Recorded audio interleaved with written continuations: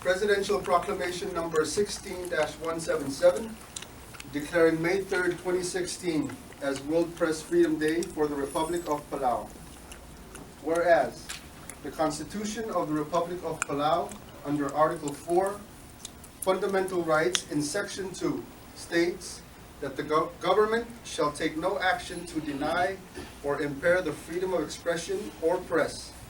No bona fide reporter may be required by the government to divulge or be jailed for refusal to divulge information obtained in the course of a professional investigation.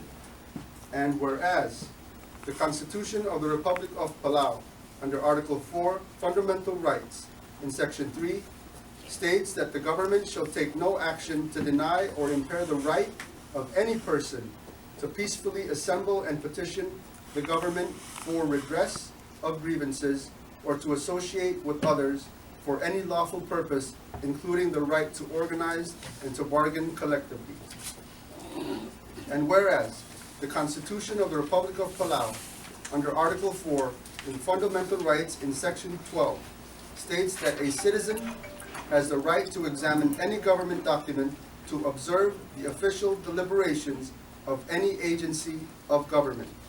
And whereas, in July 2014, RPPL 9-32, the Open Government Act, was signed into law, taking media freedom a step further by reinforcing the fundamental rights of the people of Palau, ensuring that all of the people of the Republic are able to obtain information about their government so that they may hold their elected representatives accountable. Whereas, the freedom to information is essential to the function of a fair and free society and forms the basis both for the right of individuals to express themselves, but to also for governments to be accountable to their citizens. And whereas the global community considers the freedom of expression to be an essential human right, whereas this right includes freedom to hold opinions without interference and to seek, receive, and impart information and ideas through any media and regardless of frontiers. And whereas this ideal is enshrined in the founding documents of many nations throughout the world, including the Constitution of the Republic of Palau, as well as in some of the most enduring international agreements. And whereas this core freedom is annually observed on May 3rd as World Press Freedom Day, to remind us all of its vital importance. And whereas World Press Freedom Day is a young commemoration and has only been celebrated since 1993, its roots run deep in the international community.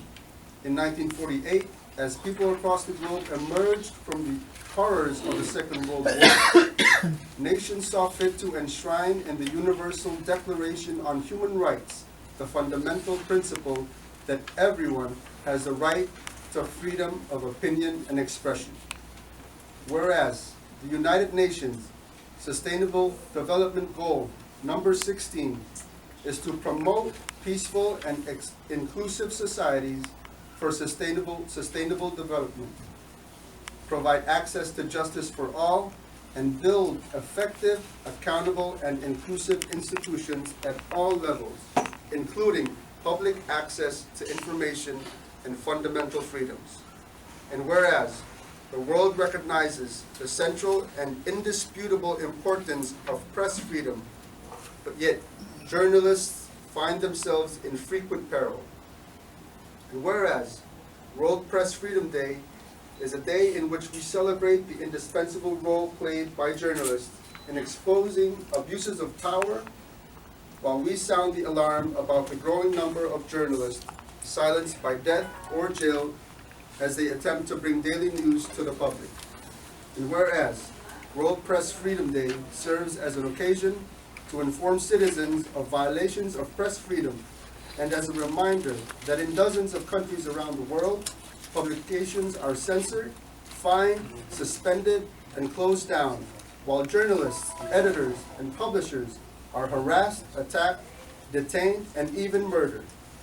And whereas in the Republic of Palau, the Palau Media Council, with membership open to media practitioners residing in the Republic and affiliates from overseas, work to promote and sustain freedom of expression, freedom of the press, professions in journalism, radio broadcast, publishing, film, and television, and the overall awareness of the media industry's importance in national development. Whereas Freedom House, an internationally respected non-government organization that champions freedom of the press throughout the world, recently declared that worldwide, freedom of the press declined to its lowest point in 12 years. Whereas Freedom House, in its same report, declared that Palau ranks highest in press freedom out of every nation in the Asia-Pacific region for freedom of the press, placing Palau in the 13th percentile of the world's population that freely enjoy access to information. And now therefore, I, Tami Iramangsao Jr., President of the Republic of Palau, by virtue of authority vested in me by the Constitution and laws of the Republic of Palau, do hereby declare Tuesday, May 3rd, 2016 as World Press Freedom Day in the Republic of Palau. That the Republic is ever mindful of the crucial importance of freedom of the press and freedom of expression. So proclaimed this 2nd day of May, 2016 in Koror, Republic of Palau.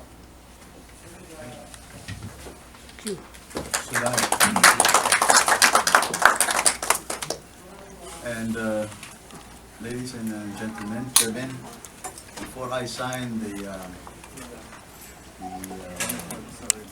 Proclamation 16-177, I do want to use this opportunity to say that history is often shaped by public opinion, and public opinion is certainly influenced by what the media says. Ideally, the media is reflective of public facts and information and events. And so tonight, as I sign this proclamation, I am mindful of the fact that Palau has received a very high ranking when it comes to the freedom of the press, and that's not a small thing. I think it has been said often that the media and the press is the fourth branch of the government, and rightfully so. I think that's why the framers of our Constitution did indeed put a specific question ensuring that the freedom of the press is protected in the supreme law of the land. Putting it on paper and practicing it is always a challenge for many nations. I'm very happy that in the case of Palau, we are practicing what the mandate should be. It's a small community of 20,000 people, although we do have a high percentage of visitors visiting us. But I think we can truly say that the media has been good for Palau. The media has been good for our guests, and the media has been good for the sustainable future of Palau. With this, I do want to also say that I congratulate the media for organizing yourself and creating the Media Council. And as you have duly organized yourself, I do hope that as an institution, we begin to work not only amongst yourself, but really amongst the other branches of the government, and as well as the private sector, and how we can continue to upgrade ourselves and upgrade the quality of information that the public rightfully deserves. I for one, sees a very strong possibility, a strong partnership for the media and the government to coexist.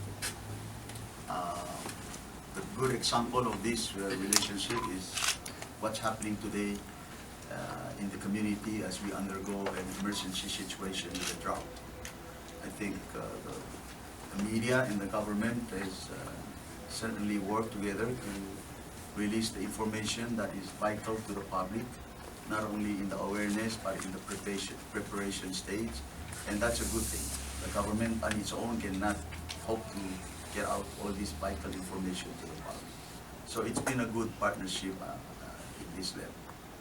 And then we can go back and share many examples of the media helping to educate the public in many other important issues. For example, one of the issues that I hope we can upgrade ourselves in our relationship is the education and awareness of the general public when it comes to the issues of climate change and global warming. Those are issues that, while we are living the impact of climate change and global warming, many people still need to be more informed on what creates these problems and how we're going to adapt and mitigate ourselves, the policies needed, the rules and requirements that needs to be in place so that we can really indeed ensure the future for our people. So there's a lot of examples of things that the media, the government, and the private sector can continue to coexist and for the benefit of the general public. Tonight, however, I'm very happy to say that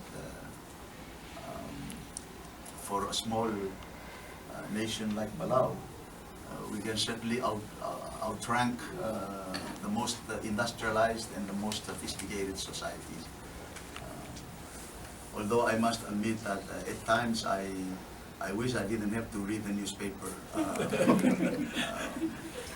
when I read some things that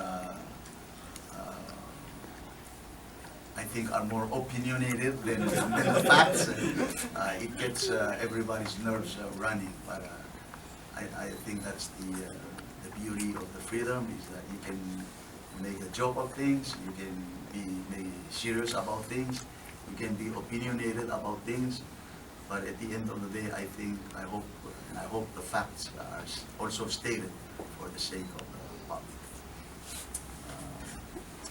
And then, Chairman, now that you have organized yourself, I do hope that there are also media events that we can begin to talk about, like the recent event where President Obama hosted the correspondence dinner with the President. One of the light part of the evening was the roasting of many important press people and political people. So that can be a humorous thing about such an occasion. But at the same time, it can also be an occasion to raise funds and actually network much better between the people that you cover and the people you write about, and for the people you write about to also network with you, the writers and the journalists. So I just see a lot of good things happening as a result of what we do. But for tomorrow, let us pay tribute to the contributions of the media and continue to ensure that the freedom of the press is indeed protected. So I'm very happy to sign Proclamation 16-177, establishing and proclaiming May 3rd from here on as the Freedom of the Press Day. May, if I can ask everybody to please come and sign this, and then your chairman can say something.